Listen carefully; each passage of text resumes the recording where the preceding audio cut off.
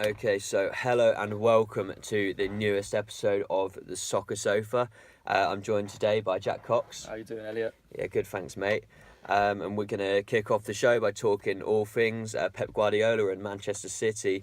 They obviously lost 2-1 against Arsenal in the FA Cup semi-final at the weekend. And Jack, they've kind of struggled this season a little bit, haven't they? Obviously Guardiola's come in and everyone expected him to do well right from the off. I mean, he won three league titles in his first three seasons at Barcelona and at Bayern Munich, and he's struggled to adapt to the English way immediately, hasn't he? Yeah, well, I mean, when he first came in, there was obviously a lot of expectation, and don't forget, City started the season really well. You know, they went 10 games in a row, 10 wins in a row to start with. You know, they scored 32 goals in those 10 games, which is, you know, it's impressive. It's what you'd expect from a Guardiola team, isn't it? Then their winning streak ended when they drew 3-3 to Celtic in Champions League. Great game. Yeah, and I mean, they only went on to win one of their 6 games the following month, and you know that's when heads started to turn, and we started seeing some flaws in that City side. Yeah, I think maybe people started to get a little bit carried away at the start of the season, didn't they? Yeah. But I think one of the main things that has gone wrong for them this season is without a doubt the defence. Company's been out all season. He's obviously just come back and they've started to look a little bit more solid at the back, haven't they? Obviously kept a clean sheet against Southampton. But John Stones, he's still young. He's still got so much to learn. And Otamendi, I don't know, he's just a classic South American centre back, isn't he? He's got it doesn't seem like he's got any defensive discipline. Kolarov has filled in there sometimes. He's obviously a brilliant passer of the ball, but defensively he's got found out a little bit. He's not a starting centre back. No. And then the fullbacks are obviously getting on a little bit. Do you think is there any other aspects of that team you think need to be improved, or do you think defence is mainly? No, I think going forward they're not bad. I mean, they've got one of the scariest front four in England. You know, and they've got good depth up front as well. But it is the defence, isn't it? And it's not something that Pep specialises in. But we all knew coming to England, he's going to face new challenges. There's going to be new tests for him, and that's something they really, really need to fix if they're going to start competing. Yeah, and as we expected next season. I think so Guardiola's teams, how they play is they press from the front, and they're really good at that, aren't they? And he's having Aguero up front. He's not that good at that. I think that's why he's put Jesus in a little bit earlier on in the season, because Jesus looks like he can press from the front, defend from the front, which is exactly what the Barcelona and Bayern Munich did when Guardiola was in charge there. But another question I think that you've got to say was a really poor decision at the start of the season, getting rid of Joe Hart and bringing in Claudio Bravo. Bravo, obviously, there was that stat going around earlier on in the season, wasn't there, where he conceded 6 in 6 shots. And Joe Hart, he's gone to Torino. I read the other day that he is a bit of a fan's favourite there now, because he's learned a bit of Italian. He's learned a little bit about the history of the club, but he has made mistakes this season. He made another mistake this weekend, and they're saying that it is possibly down to the speculation around him being transferred to another Premier League team, maybe. But I do agree that Joe Hart maybe isn't that quite that highest quality level, but he's got to be better than Bravo, surely. Yeah, no, Joe Hart, I think he's quite an overrated keeper and has been for a few years. I think he's not at the level of, you know, De Gea, Hugo Lloris, but he's still a good keeper, and I think it was a big mistake to get rid of him, especially in the way he did as well. You know, he was a fan's favourite at City, don't forget. So the fans weren't happy with the decision either. And then I think for that decision to, you know, win over the City fans, Bravo had to come in and be excellent. Yeah. And he's been far from. No. You know, that's something we really need to change over the summer. I think also with a keeper, I think there's a lot more to being a keeper than just saving shots. I think you've got to be almost like a dictator in the defence. Obviously, you've got your centre back, but you know, don't forget the keeper can see the whole of the pitch. You know, you're going to be listening to your keeper if he points you there or points you there. Bravo's not. And Joe Hart is good at that, isn't he? Yeah, You do he see is. him That's one of commanding his his box. strengths. Yeah, it's one of his strengths. But yeah, so Bravo has struggled, and Caballero's even had to fill in a little bit. 35-year-old is like he just doesn't seem that up to it. I don't trust that he's going to keep a clean sheet each game.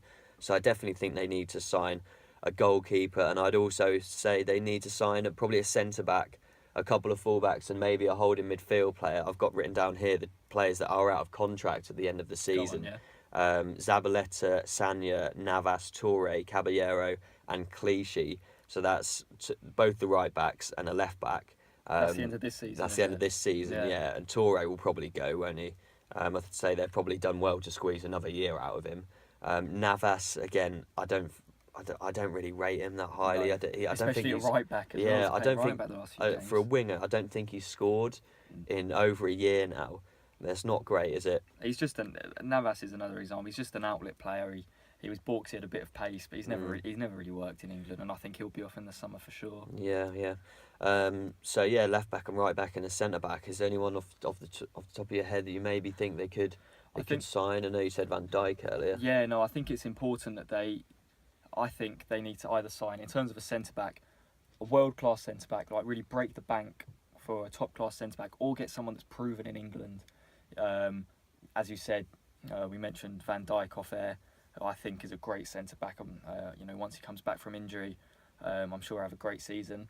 But yeah, they do need a full-back, if not one on both sides. I think another raid of Arsenal could be good. I think Bellerin. I know you're not his biggest fan, but I rate Bellerin quite highly. I think he'd be great, especially in a Guardiola team. I think he's a Guardiola kind of player. And I think that'd be a great signing for them. I just think he gets found out defensively too often. Yes, he's quick, but if he didn't have that pace, I just think positionally he's not good enough. And whatever he's got in his head now, I do not know what that is. He reminded me of the boxer in $1 Million Baby when he came when he came on the other day. It was just shocking, isn't it? Yeah. Oh God, it's awful. But yeah, just going back to Company then, I think if they can get him fit again, that would almost be like a new signing. Yeah, massively. I think he would help Stones so much, and he'd even probably put Otamendi at ease a little bit. Yeah. Otamendi's obviously had a little bit of experience now in the Premier League. He should be kind of adapted now. And I just think having Company next to him would just do wonders for their whole defence, not just the centre-back partner. I think, yeah, City were very unlucky to have Company out for, pretty much all of the season. But I think the person who would have missed Company the most would have been John Stones. I mean, when he signed for City, we were all talking about it being like a really good signing, and at the time it seemed to be. Stones was a promising centre back, had done well at Everton, and under Company, we all expected him to do well. And I think if Company was in that team for the whole season, City would have obviously conceded a lot less goals, but I think John Stones would have developed a lot more as a player than what he has done. A lot more. They're obviously still very much in with a shout of getting top four, and I think that is the absolute minimum, isn't it, for Guardiola? Otherwise, it would be a horrific first season.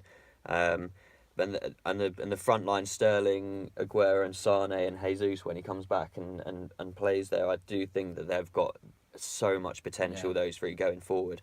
They're currently fourth in the league, behind Liverpool, who are third, 2 points behind Liverpool. They have got 2 games in hand. Man United 63 points, 1 point below them, and then Arsenal 7th in with 57 with a game in hand over them. But I think Arsenal nearly they need to win every game now. But Man City's games they've got left are United at home, obviously tomorrow, Middlesbrough away, Palace at home, Leicester and West Brom at home, and then Watford away. So those final 5 fixtures are really favourable, and I can see them winning all of those, especially with Company including the United game. Yeah, I think they'll win that. Yeah, I think they'll win that. Fair. No, I think the problem with going back to Pep and when he first signed, I think one of the biggest problems was, I think we might have even said it on here before, but the mentality of the club. At the start of the season, everyone was talking about it's going to be Pep versus Mourinho, and then no one gave another team a look in. Pep was supposed to be like the Messiah coming in and throwing City to realistically where the owners expect them to be, and he hasn't done. Yeah, it's turned out that it is Pep versus Mourinho, but it's for fourth place. It's the top four, isn't it? Yeah. So next season, just going on to next season, what do you think they need to do for it to be successful? Obviously, it won't get sacked, whatever happens. Man City fans will be expectant that he does something. What do you think they need a massive summer? They do need a massive summer. And I think he's got to bring players in to make this team his own. Because don't forget, a lot of the players that they've got at the moment, he's inherited from Pellegrini's City. I think he's got to make the team his own. Bring in some players that will match his style of football, the playing style that he likes.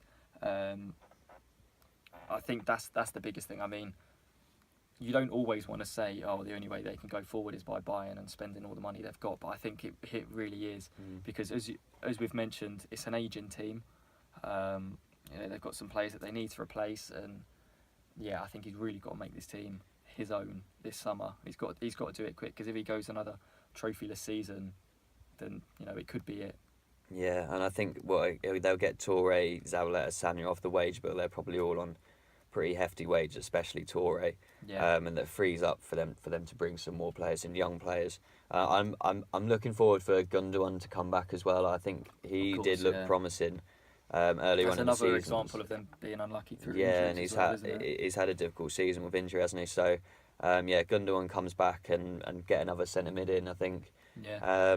I think they can do well next season. I would expect them to challenge for the title again, but they could have been challenging this season, but Chelsea just had a fantastic autumn time, didn't they, where they were just winning and winning. They looked unbeatable, and that seems as if it's going to carry them over the line from that fantastic form in that period.